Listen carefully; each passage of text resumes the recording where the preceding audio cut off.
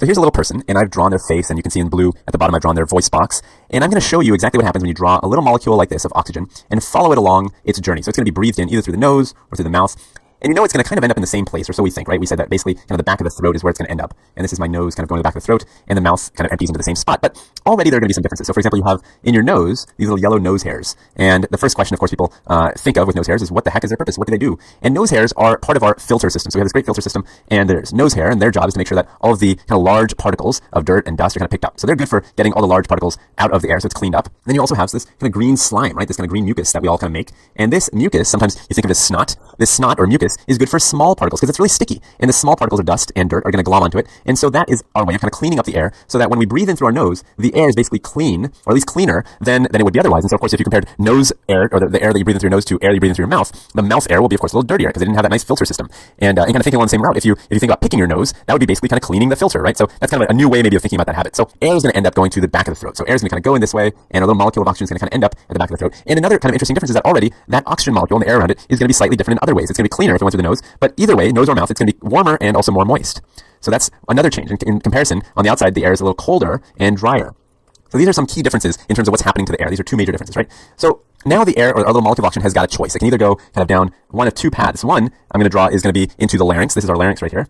And we also call our larynx our voice box. So you might remember that was the name I had mentioned previously, voice box, or larynx is kind of the more medical word, I guess. And sitting over the larynx is the epiglottis. The epiglottis. And the epiglottis is basically like a lid, kind of protecting the larynx from making sure that food and water don't go into it.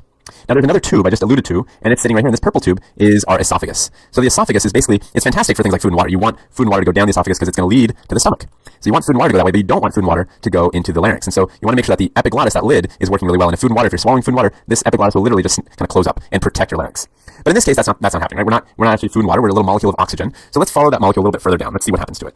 I'm going to drag up the canvas a little bit, just make a little bit of space. And I want to just stop it right there because I want to show you that the air molecule, or the oxygen molecule, has already kind of made an interesting crossroads. It's actually kind of broken an important boundary, and that's this boundary right here. And on the top of this boundary, I've included the larynx, and of course all the other stuff we just talked about, the mouth and the nose.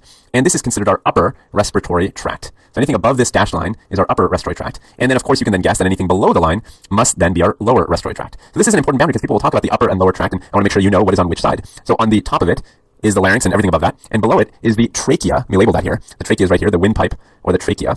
And everything below that, which of course mainly includes things like the lungs, but as we'll see, a few other structures that we're going to name. So I'm going to keep moving down, but now you know that important boundary exists. So now let me just make a little bit more space so you can see the entire lungs. You can see the molecule is going to go through the trachea, and actually I have my left lung incompletely drawn. Let me just draw it, finish it off right there. So we have our right and left lung, right? These are the two lungs, and our air is going to just kind of slowly pass down. Our molecule of oxygen is going to pass down, and it's going to go either into the right lung or the left lung. Now here, I want to make sure I just take a quick pause and show you the naming structure. And the important word of the day is the bronchi, which alludes to one, or sorry, I screwed up already. The bronchi, which alludes to more than one, sorry about that, and bronchus, which alludes to one. So bronchi means more than one, and bronchus means one. So just keep track of these letters, I and US, okay? So if we say that, for example, we are going into this area right here, let me just choose a new color so it's really clear. This will be our main. If we go into this spot, let's say our air molecule or oxygen molecule goes this way, then we would say it's in our left main, I'm just going to underline as I go, left main bronchus. That's what we'd call that. And then if it went further, let's say it went down here, then instead of calling it main, I would call it the lobar. That's the word here. So I'd say it's my left lobar bronchus. And then if I want to go a little bit further, I could say, well, now this is my segmental. So these are the words that we use. And this final one would be then my left segmental bronchus. And of course, if you want to talk about two of them, let's say I want to talk about, both this guy and this guy, then I would say those are my right segmental bronchi, because now I have to use the top word because it's plural. So that's the naming structure. Another kind of important naming structure you'll sometimes see is primary bronchus, secondary bronchus, and segmental they call it tertiary bronchus. So you'll see either one of those, but I'm going to stick to main, lobar, and segmental because I think it's a little bit easier and more intuitive to remember it that way. Now, there are a couple important, interesting things happening already. So right here, this notch, or this point right here, this is our carina. So at the carina, you have your break between the right and left main bronchus. And what I want to point out to you is that this is a little bit more vertical. This right-sided one is a little bit more vertical, and the left-sided one is a little bit more lateral. This is a little bit more flat or lateral. So it's kind of a cool thing to know, which is that if something was to slide down the throat, let's say a penny or a peanut or something was to slide down here, it's more likely to go down this way simply because of gravity. So gravity is going to push things towards the right main bronchus more than the left main bronchus because the right main bronchus is a little bit more vertical. That's kind of a fun fact that you now know. And we should actually, I guess I didn't do this already, but we should actually take a break and make sure we name some of these things. Remember, this is called our cardiac notch.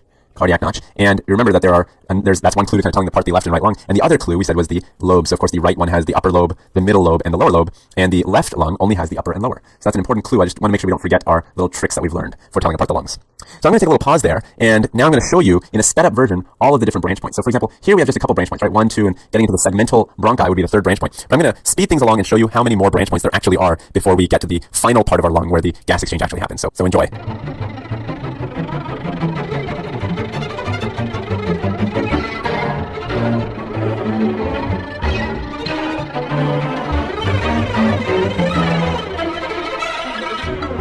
going back to the very point where we left off, we start with kind of a bronchi, right? And we said that there is a naming structure for how to name the bronchi, but that's really just the first 3 branches. And then after the first 3 branches, all of the orange stuff, all of those branches going from branch point 4 all the way down to about branch point 20, those are the conducting bronchioles. So that's the name we give them. They're no longer bronchi, they're bronchioles. And so if you see that word, just keep that in mind that we're a little bit further along in the lungs.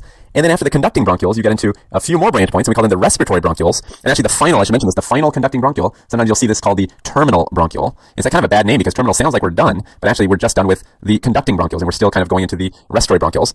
I guess if I'm only pointing to one, I should just probably make it singular. And then finally, you get into the alveolar ducts and the alveolar sac, which is kind of a few alveoli put together. And if it's plural with alveoli, then singular, just talking about one little part of that sac would be alveolus. So that's where our little molecule of oxygen ends up. And this is kind of where it ends up before it's going to participate in gas exchange. Now, this entire area going from respiratory bronchioles on downwards, this is all called the respiratory zone, and anything above that is considered the conducting zone. So anything above that, and that really includes not just the conducting bronchioles, but conducting bronchioles, and then all the stuff above it. So all the bronchi, and even the larynx, and the mouth, and the throat, that's all considered part of the conducting zone. So basically, oxygen is going to come in through the entire conducting zone, everything we just talked about, and is going to go down into the respiratory zone, and finally, our little molecule of oxygen is going to be very happy to finally made it to the very end of the bronchial tree and is ready for gas exchange now.